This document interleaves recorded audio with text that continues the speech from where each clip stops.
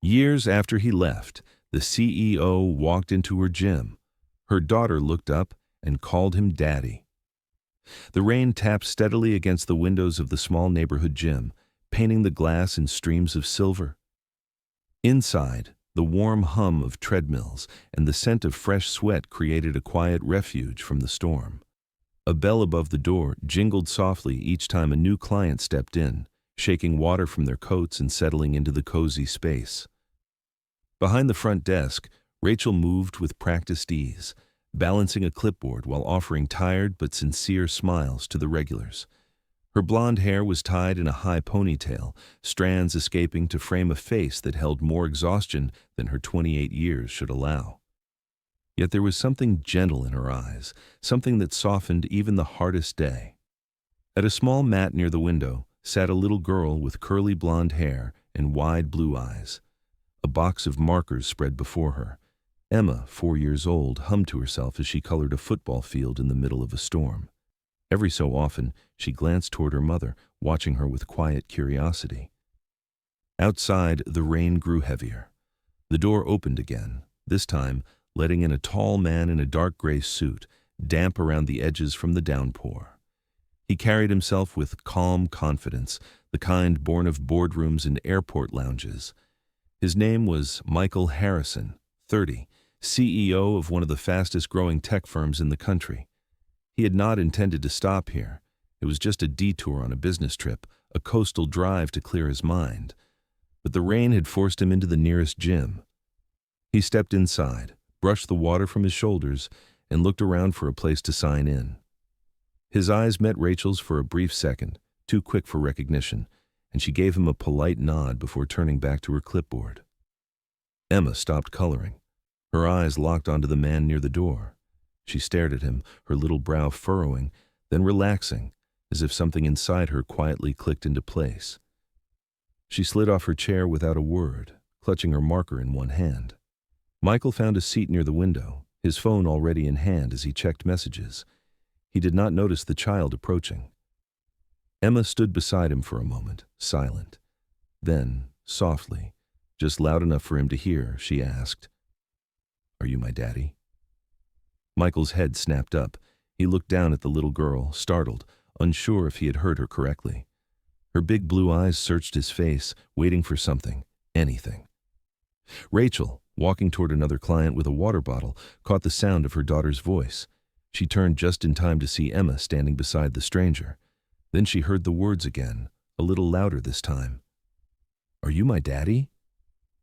The water bottle slipped from Rachel's hands. It hit the floor with a thud, water spilling across the rubber mat and rolling away. The gym went silent. A few people turned to look. Rachel stood frozen, her heart thundering, her gaze locked with Michael's, and this time the recognition hit. Michael blinked, confused, looking from the child to the woman across the room, his brow furrowed. Emma looked up at him again, tilting her head. "You look like the man in Mommy's picture," she whispered. Michael opened his mouth to speak but said nothing. Rachel took a shaky breath, eyes wide, the color draining from her face, and outside, the rain kept falling. Rachel could not move. Her heart pounded in her chest like a drum, deafening everything around her. The sound of the bottle hitting the floor, the whisper of Emma's question, Michael's stunned expression, it all swirled around her like a dream she never expected to relive. She felt her knees weaken, and then, as if her mind could no longer bear the weight of the present, the world around her blurred, and she was pulled back into a memory, to a time when everything was different. It was 5 years ago. Spring sunlight filtered through the old university windows, warming the backs of students seated on the athletic fields. Rachel sat cross-legged on the bleachers, a water bottle in her lap, her blonde hair shimmering in the sun. She was stretching after practice when a familiar shadow fell across the metal. "Is this how star athletes waste their time?" Michael teased, lowering himself beside her. She rolled her eyes but smiled. "Better than watching you fall asleep in business class." Michael laughed, that deep, easy laugh she loved so much. He reached into the bag beside him and pulled out a small white lily, handing it to her with an almost boyish grin. "For the girl who makes even training look poetic." He always said things like that. And even though Rachel had grown up learning not to trust sweet words, somehow with Michael, she believed every single one. They were inseparable. Between practices and classes, they carved out a world of their own. A world of late-night drives, handwritten notes, and long walks under string lights that hung across the campus courtyard. Michael never treated her like someone who had less, not when everyone else seemed to see her only as the scholarship athlete. With him, she felt seen, truly seen. But love, no matter how genuine, could not always silence the world around it. Michael's father, Robert Harrison, made his disapproval known the first time he met Rachel. He did not raise his voice or use cruel words. He simply looked at her, and in that one look, stripped her of every bit of worth she thought she had earned. "She's a distraction," he later told Michael, "and distractions ruin men who are meant to lead." At first, Michael pushed back. He told Rachel that nothing would come between them, that he would never let his father dictate his future. But as the months wore on, the pressure mounted. Robert orchestrated an opportunity for Michael to join the company's European expansion team. A prestigious role, one that would prepare him to eventually take over the entire business. It was everything his father had groomed him for. Refusing it would mean burning every bridge with the Harrison empire. 1 week before graduation, Michael met Rachel under their favorite tree near the athletic complex. He did not smile this time. "I leave for London in 4 days," he said quietly. Her breath caught. 4 days? What about everything we planned? "I tried, Rachel. I swear I tried." Tears welled in her eyes. "So that's it. After everything, you just leave." Michael looked away, jaw clenched. He reached into his coat pocket and pulled out a folded envelope. "I wrote you something," he said. "I can't find the words when I look at you." He kissed her forehead gently, one last time. Then he turned and walked away. Rachel sat beneath that tree for hours, holding the letter unopened. The white lily he once gave her had dried between the pages of her notebook. She had believed in forever, but forever, it seemed, had an expiration date. The days after Michael left blurred into one long ache. 2 weeks later, Rachel realized her body felt different. She had chalked it up to stress, the sleepless nights, the tears, the way her heart hadn't stopped aching since he walked away. But the morning nausea, the missed cycle, it all added up to one terrifying truth. She was pregnant. Panic gripped her. She sat on the bathroom floor with the test in her hand, breath shallow, mind racing. The silence in the apartment was deafening. There was no one to call, no voice to steady her. Her fingers trembled as she opened her laptop and typed out an email to Michael. Then another and another, each one more desperate, more fragile than the last. She waited days, then a week. Still nothing. She went to his family's estate, only to learn the Harrisons had left for Europe. She tried the company, no answers. To the world, Michael Harrison had vanished, and with him every thread of the life she once imagined. One night, Rachel sat alone on her bed, city lights flickering through the window. Her hand rested on her lower belly, not yet showing, but already so heavy with responsibility. Tears slid down her cheeks as she whispered to the child she hadn't planned for, but could not abandon. "You're all I have left of the love we shared," she said, "and I'll protect you no matter what it costs me." She dropped out of college quietly, never returning to campus. No celebration, no cap and gown, no goodbyes, just silence. With no family to turn to, her parents had passed away years ago in a car accident. Rachel packed what little she owned and moved to a quiet coastal town where no one knew her past. She found work at a small gym, rented a modest one-bedroom apartment above an old bookstore, and started over. When her daughter was born, Rachel held her close and cried harder than she ever had in her life. She named her Emma after the white lilies Michael once gave her beneath the university tree, a quiet tribute to something once beautiful, even if it was no longer hers. Emma became her world. As the years passed, Rachel built a routine. Mornings making pancakes in their tiny kitchen, afternoons at the gym, evenings filled with bedtime stories and lullabies sung off-key. Her life was simple but full of purpose. Emma, with her curious eyes and gentle spirit, was a kind-hearted child. She asked questions, sometimes too many, and Rachel always tried to answer them with grace. The hardest question came one night as they sat together on the old armchair, a photo album in Emma's lap. "Mommy," Emma asked, pointing at a faded photo of Michael, "who is this man you always look at?" Rachel's throat tightened. She had known the question would come eventually.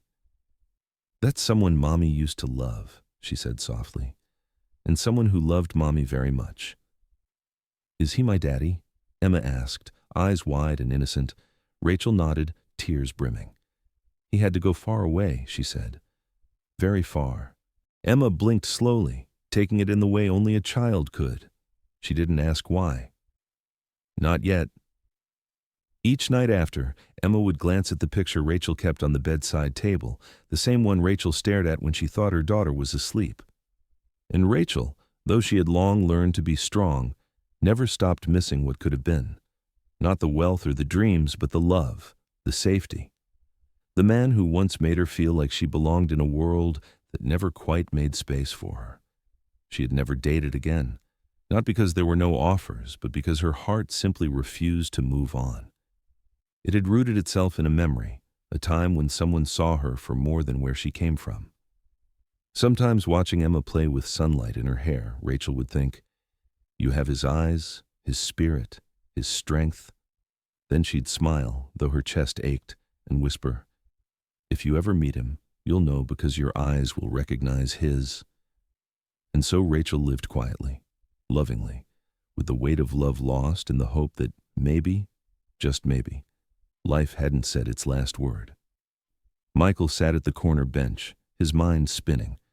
The little girl's words echoed in his head like a broken record. "Are you my daddy?" He looked over at her.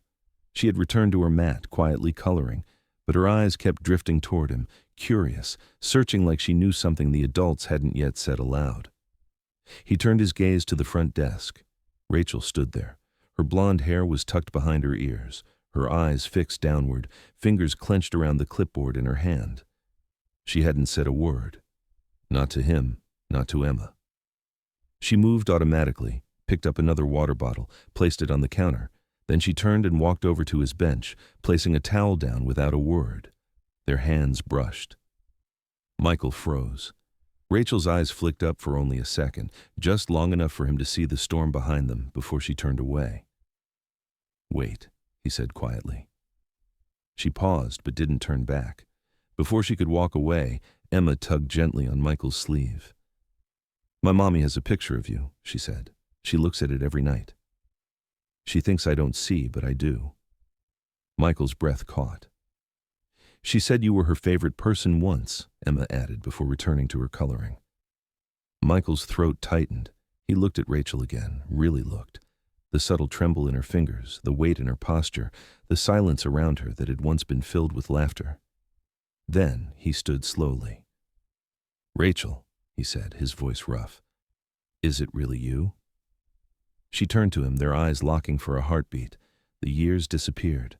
The gym, the rain, the distance gone. It was just them like it used to be. Her lips parted, but she struggled to speak. "Yes," she whispered, "it's me." Silence stretched between them. Rachel finally looked down at Emma, then crossed the room and knelt beside her. "Emma," she said softly, "remember when you asked me about your daddy?" Emma nodded. Rachel looked back at Michael. Her voice trembled, but her eyes were steady. "This is him. Michael. He's your father." The air seemed to freeze. Michael staggered back slightly, the truth slamming into him with more force than he expected. He looked from Rachel to Emma, saw the eyes, the curve of the cheeks, the quiet strength in both. It was all there. Emma tilted her head. "You really are him." Michael lowered himself onto the bench slowly, his knees weak. He couldn't speak, couldn't breathe past the sudden overwhelming weight in his chest. He had missed so much. 4 years, her first smile, her first steps, her first words. He had a daughter, and he had never known. Across the room, Rachel watched him, her face pale, not angry, just tired and sad. Finally, Michael found his voice. "You never told me," he said, barely above a whisper. Her lips quivered. I tried. That simple answer hit harder than anything else. He looked down again at Emma, still coloring, still watching him out of the corner of her eye. And then, up at Rachel, something shifted between them. Not forgiveness, not yet, but recognition. A truth that could no longer be ignored. A beginning neither of them expected. The gym had closed for the night. Outside, the rain had eased into a soft drizzle, leaving the streets slick and glistening under the dim glow of the streetlights. Inside, the smell of rubber mats still lingered. The equipment had been wiped down, and the floor had been swept clean. Rachel stood in the narrow office at the back, arms folded tightly across her chest, staring at the tiled floor. Her heart hadn't slowed since she told Michael the truth. She heard him behind her but couldn't bring herself to turn around. Michael leaned against the counter, his jacket draped over a chair, sleeves rolled up. Neither of them spoke. The only sounds were the hum of the AC and the soft creaks of the old building. Finally, he broke the silence. I didn't know. Rachel let out a bitter laugh. You didn't know? I wrote to you, emailed you dozens of times. I went to your house, your office. You vanished. His brow furrowed. My father. He paused, then tried again. He had everything routed through his office when I left. My phone, email, mail filtered. He said it was for security while I was in Europe. But really, he cut me off from everyone outside the company. When I asked about you, he said you'd moved on. He made sure I couldn't reach you. Rachel's arms folded tighter. I thought you chose to leave us. I thought you knew and didn't care. I swear, Michael said, his voice cracking. I didn't know. If I had God, Rachel, if I had known. He ran a hand through his hair. I was 25. I didn't know how to fight him, but I tried to find you. I asked everyone. You were just gone. So? Tears welled in her eyes. I wasn't gone, she whispered. I was right here alone, waiting for you. He took a step forward, but didn't touch her. I'm sorry, he said quietly, for everything you went through. Rachel shook her head, wiping her face. Sorry doesn't undo 4 years. It doesn't stop Emma from asking where her father is. At the sound of her name, they both looked over. Emma was asleep on a bench, her head resting on Michael's jacket. She had crawled onto his lap earlier and drifted off before they even began talking. Now she slept peacefully, one tiny hand tucked beneath her cheek. Michael walked over and sat beside her, carefully pulling her into his lap. He held her gently, brushing a curl from her forehead. She's so small, he whispered. So perfect. Rachel watched him, her chest tightening. For the first time since his return, she didn't see the man who had left, but the one who could have stayed. The one holding their daughter like she was the most precious thing in the world. Michael looked up at her, eyes damp. I don't want to lose either of you again. I've missed enough. He pulled a business card from his pocket. On the back he scribbled a single line in neat handwriting. I don't ever want to lose you again. He set it on the counter beside her. Then, from his briefcase, he pulled out a small stuffed bunny, soft, cream-colored with a pink ribbon. He placed it gently beside Emma. It looked comically small in his hand. She can have it when she wakes up, he said softly. Rachel didn't speak. She stared at the card and the bunny, arms still crossed, but something in her shifted just enough like a door slowly creaking open. Michael held Emma close, his thumb brushing her hair. The office fell silent again, but this silence wasn't empty. It felt like something waiting to begin. Michael did not leave the next day or the next. Instead, he extended his stay under the pretense of surveying regional investments, feeding just enough corporate jargon to the board to justify his absence. In truth, he had no business in this sleepy coastal town, except the unfinished one that sat squarely in his heart. Every morning, Michael returned to the gym. He arrived just after opening, rolled up his sleeves, and asked Rachel, always gently, never assuming if she needed help. At first, she hesitated, but he persisted in the smallest ways, cleaning equipment, organizing files, charming even the grumpiest clients with easy conversation and a surprising knack for remembering everyone's workout preferences. He made himself useful. More importantly, he made himself present. After daycare, he picked Emma up, her small hand gripping his finger tightly as she told him about snack time and paint colors and the mean boy who stole her glue. They built puzzles together. He read her bedtime stories, and once in a moment that surprised them both, she climbed into his lap without asking. The town noticed. Clients whispered between sets. The young trainer giggled. The elderly man who came in every Thursday with his water bottle said it out loud. That man's got the look of a father finally making up for lost time. Rachel heard it all, and she watched. She watched Michael from the office door as he tied his sneakers for the 5th time that week. Watched him crouch to fix Emma's shoelaces. Watched how he never pushed too hard, never demanded space that wasn't freely given. Still, a part of her remained guarded until the afternoon. The fever came. It started with a cough. Then Emma grew quiet, pressing her cheek against the mat, saying she felt floaty. Rachel knelt beside her, panic rising as she touched her daughter's forehead, burning hot. "I need to get her to the hospital," Rachel whispered, heart racing. "But I don't have the car and the buses." Michael was already taking off his jacket. "Give her to me." "What?" "Now, Rachel." She hesitated for only a second before lifting Emma into his arms. Michael pulled off his vest, wrapped it around her like a blanket, and burst through the gym doors into the storm. The rain had returned with a vengeance, but he didn't slow. He ran. Emma clutched to his chest, shoes soaked, breath heavy, determination etched into every line of his face. At the hospital, he barked instructions to the receptionist, then called his personal physician to meet them. Rachel arrived minutes later, drenched and shaking. By the time she reached the room, Emma was resting on the hospital bed, cheeks flushed, her small body swallowed by blankets. And beside her, still in his soaked shirt, sat Michael, his large hand wrapped gently around hers. He was telling her a story in a low, calming voice, something about a bunny who lost his way but found his family again. He smiled, but Rachel saw the tremor in his jaw, the worry behind each word. Emma stirred slightly, murmuring something. Michael leaned down, kissed her forehead. "Daddy's here now," he whispered. It felt like something waiting to begin.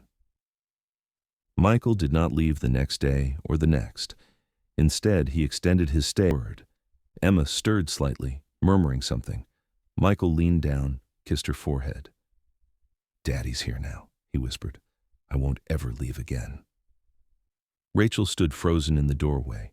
Something cracked open inside her, not grief, not anger.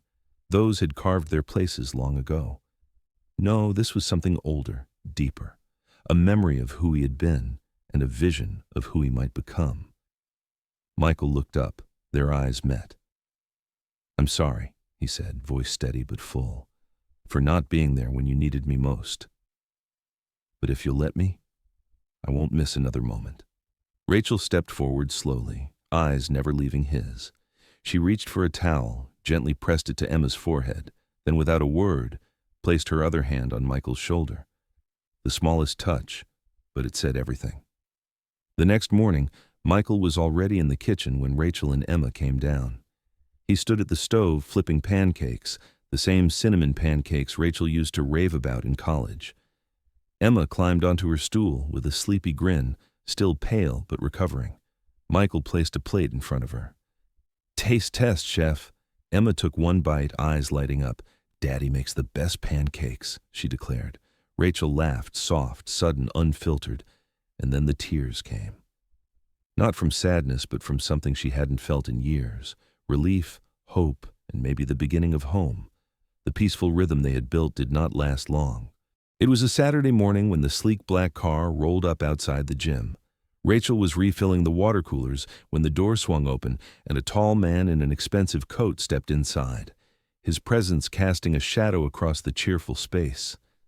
Robert Harrison, Michael's father. Rachel recognized him instantly. Older than she remembered from a photo Michael once showed her at university, but unmistakably powerful. His eyes scanned the room, sharp and calculating, before landing on her. He gave a tight, polite nod, then turned as Michael walked in from the back office. They stared at each other for a long moment. Then Robert said, "We need to talk." Later that day, Michael sat in the boardroom of his family's company, surrounded by executives in tailored suits. His father stood at the head of the table, arms crossed. "I gave you time," Robert said. "I let you disappear into whatever small-town fantasy you needed to work through. But it is time to come back." "I never left the company," Michael replied calmly. "Operations have continued. The board is satisfied."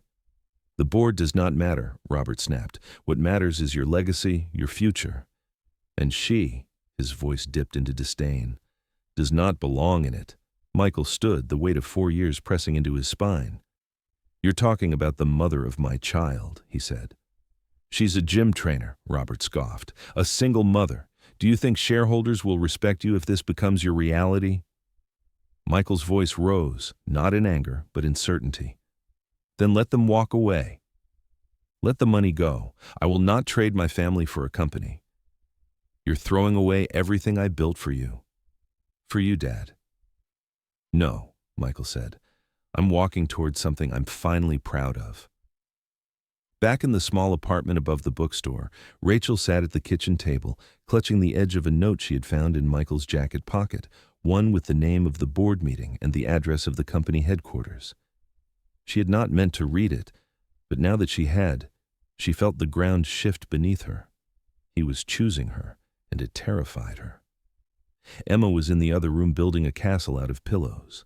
Rachel watched her, heart torn. Michael was giving up everything, his name, his inheritance, his legacy, and it was for her, for them. But she could not let him lose it all, not because of her. That night, after Emma fell asleep, Rachel sat down with pen and paper. Her handwriting shook as she wrote, "Michael, you gave me more than I ever dreamed of by coming back, but I cannot let you lose everything for us. I love you too much to watch you burn your life down. Maybe in another life we could have had both, but not this one. Please know I will never stop being grateful for what you've given Emma. I'm taking her somewhere safe, where she won't be the reason her father loses everything." She folded the letter with trembling fingers and left it on the kitchen table beside the photo of the three of them taken just days ago. Then she packed a small bag, lifted Emma into her arms, and slipped quietly into the night. The town was still sleeping. The rain had stopped, but for Michael, when he returned home and found the note, it felt like the storm had only just begun. Michael searched everywhere. He drove from town to town, asked strangers at bus stops, called every hospital, every friend, every person who might have seen Rachel and Emma. Days passed without sleep. His phone battery died more than once from constant use. He kept her letter in his coat pocket, worn at the corners, reading it over and over like it might suddenly make sense. He refused to believe she was gone forever.